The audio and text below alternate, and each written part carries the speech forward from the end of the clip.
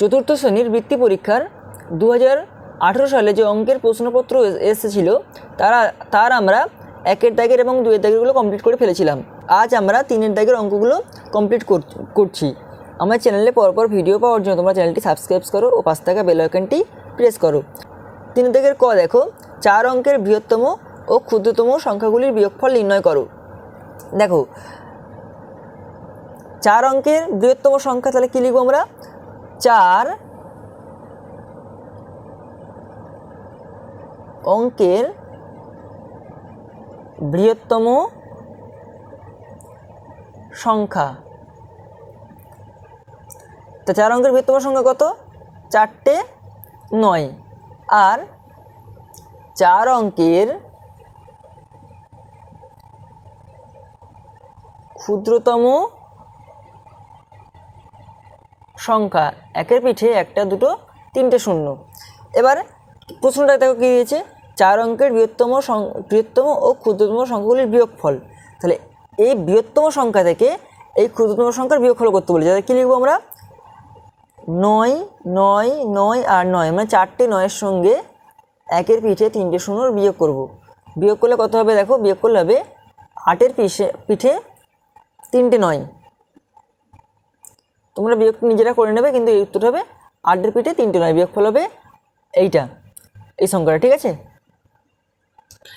এবার কয়েকটা দেখো কি দিচ্ছে, একটি দড়ির দৈর্ঘ্য 19 মিটার 20 সেন্টিমিটার, এর 5-এর 2 অংশের দৈর্ঘ্য কত নির্ণয় করতে বলছে। তাহলে দেখো একটি দড়ির দৈর্ঘ্য কয়েকটা,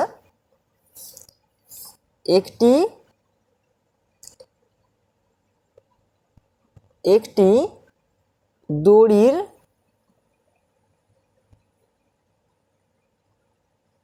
দৈর্ঘ্য কত মিটার দিয়েছে? 19 মিটার। এখন যখন আমরা মিটার থেকে সেন্টিমিটার করতে হবে, কী করতে হবে? আমাদের 100 দিয়ে গুণ করতে হবে। তাহলে 19কে আমরা গুণ করব 100 দিয়ে, তাহলে কত হবে? 1900 হবে। 1900 সেন্টিমিটার। এবার দেখো 19 মিটার কয়টা, দেখো একটি দড়ির দৈর্ঘ্য 19 মিটার 20 সেন্টিমিটার, তাহলে 19 মিটার সমান 1900 সেন্টিমিটার। এর সঙ্গে আরও 20 সেন্টিমিটার যোগ করতে হবে। যেহেতু প্রশ্ন দিয়ে আছে 20 সেন্টিমিটার, তাই আমরা 20 সেন্টিমিটার যোগ করব। যোগ করলে কত হবে? 1920 সেন্টিমিটার, ঠিক আছে? এখন এই 1920 সেন্টিমিটার থেকে আমরা কি করব? প্রশ্নটা দেখো 5-এর 2 অংশ দৈর্ঘ্য নির্ণয় করতে বলছে। তাহলে প্রথমে আমরা যেহেতু 5-এর 2 দিয়েছে, তাহলে প্রথমে আমরা এটাকে 5 দিয়ে ভাগ করব। তাহলে কি করব আমরা? 1920 ভাজিত 5। যদি আমরা এটা 5 দিয়ে ভাগ করি তাহলে কত হবে? 384 সেন্টিমিটার, ঠিক আছে? এবার যে 384 সেন্টিমিটার বেরিয়েছে, এর সঙ্গে আমরা আরও 2 সেন্টিমিটার গুণ করব। গুণ করলে হবে 384 থেকে আমরা 2 গুণ করি, তাহলে আমার উত্তর হবে 768 সেন্টিমিটার। এই গুণগুলো তোমরা নিজেরা ভালো করে খাতার ডান দিকে এখন রাফ করে নেবে। সেই রাফে কিন্তু তোমরা ভালো করে গুণগুলো করবে। যদি ধরো তোমাদের প্রশ্নে উত্তরপত্র তুমি লিখতে ভুল করেছো, কিন্তু তোমরা এই রাফেতে ডান দিকে যে রাফটা নিয়েছো, রাফে গুণটা ঠিক করছো, সেক্ষেত্রে তোমরা কিন্তু ফুল মার্কস পাবে। এবার দেখো কী দিয়েছে, গয়েরটা, তোমার ক্লাসে 35 জন ছাত্র আছে। তো কী দিয়েছে? তোমার ক্লাসে 35 জন ছাত্র আছে, ছাত্রদের গড় বয়স 10 বছর 1 মাস। তোমার ক্লাসের ছাত্রদের মোট বয়স কত নির্ণয় করতে বলছে। দেখো 10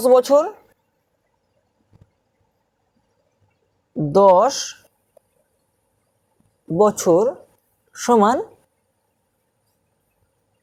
10 গুণিত 12 সমান 120 মাস। আমরা কি জানি 1 বছর সমান 12 মাস।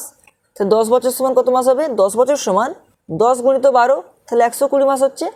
দেখো ছাত্র গড় বয়সটা দিচ্ছে, দেখো কত?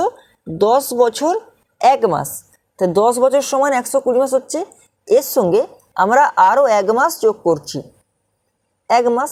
তাহলে 10 বছরের সঙ্গে যদি আমরা আরও 10 বছর মানে 120 মাস হচ্ছে, এবং তার সঙ্গে যদি আমরা আরও 1 মাস যোগ করি তাহলে কত হবে? 121 মাস। এবার দেখো এই যে 35 জন ছাত্র আছে, 35 জন ছাত্রের গড় বয়স হচ্ছে 121 মাস। তাহলে কি লিখে দেবো? অতএব 35 জন ছাত্রের গড় বয়স 121 মাস। ওকে, এবার দেখো তাহলে অতএব কী লিখবো? 35 জন ছাত্রের মোট বয়স কত? তাহলে কী করতে হবে? 35 জন ছাত্রের মোট বয়স, 35 জন, 121 কুমার 35 35 গুণিত 121। যদি আমরা 121কে 35 দিয়ে গুণ করি আমাদের উত্তর বেরোবে 4235 মাস হলো। এখন এই যে 4235 মাস এইটাকে যদি আমরা বছরে কনভার্ট করি কী করতে হবে? তাহলে আমাদের এই মাসকে 12 দিয়ে ভাগ করতে হবে পুরো মাসটাকে। তাহলে 4235 ভাজিত 12, তো যদি আমরা এটা 12 দিয়ে ভাগ করি 352 বছর 11 মাস। তাহলে আমাদের এখানে কী হলো? বেরিয়ে গেল বয়সটা। তাহলে কী দিয়েছে? তোমার ক্লাসে ছাত্রদের মোট বয়স কত? তো আমার ক্লাসে ছাত্রদের মোট বয়স হবে 352 বছর 11 মাস। এবার দেখো একটা, তোমার স্কুল শুরু হয় 10টা 30 মিনিট আর শেষ হয় বিকাল 3টে 15 মিনিট। তোমার স্কুল কতক্ষণ হয় নির্ণয় করো। দেখো কি এখানে কী লিখবো আমরা? ঘরটা লিখব স্কুল শুরু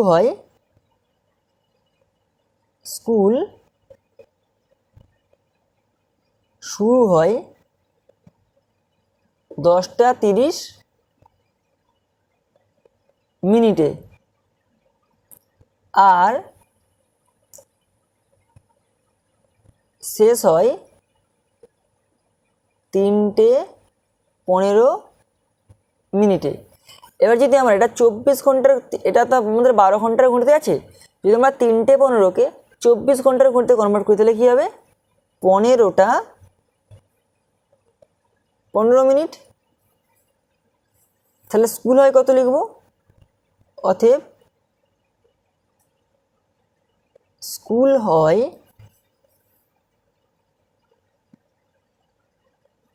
14টা, এখানে ঘন্টা আর এখানে মিনিট, 14টা 60, এর সঙ্গে 15টা 15 মাইনাস 10টা 30, যদি আমরা বিয়োগ করি তাহলে এখানে কত হবে? এখানে 45 মিনিট। আর এখানে 14টা আছে, এখানে 10 আছে, তাহলে 10 থেকে 4 ঘন্টা, 4 ঘন্টা। তাহলে উত্তর কত হবে? 4 ঘন্টা 45 মিনিট। এবার উঙেরটা ছোট থেকে বড় সাজাও। উঙেরটা কী দিয়েছে? ছোট থেকে বড় সাজাতে বলেছে। 1 কমা দিয়েছে মাইনাস কমা দিয়ে 1 কমা দিয়ে 2/1 ভাগ, 8 ভাগের 1 ভাগ, 8 ভাগের 3 ভাগ এবং 4 ভাগের 1 ভাগ।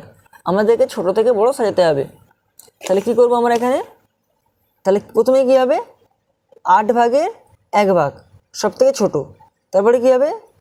4 ভাগের 1 ভাগ, তারপরে 8 ভাগের 3 ভাগ, ঠিক আছে, তারপরে 2 ভাগের 1 ভাগ এবং শত লাস্টে হবে 1। সব থেকে ছোটো কোনটা? এইটা, তারপরে এটা, তারপরে এটা, তারপরে এটা এবং সব থেকে বড় হচ্ছে 1, ঠিক আছে। এবার দেখো কয়টা কি দিচ্ছে? 9টি কাপড়ের দাম 6,327 টাকা হলে একটি কাপড়ের দাম নির্ণয় করো। দেখো 9টি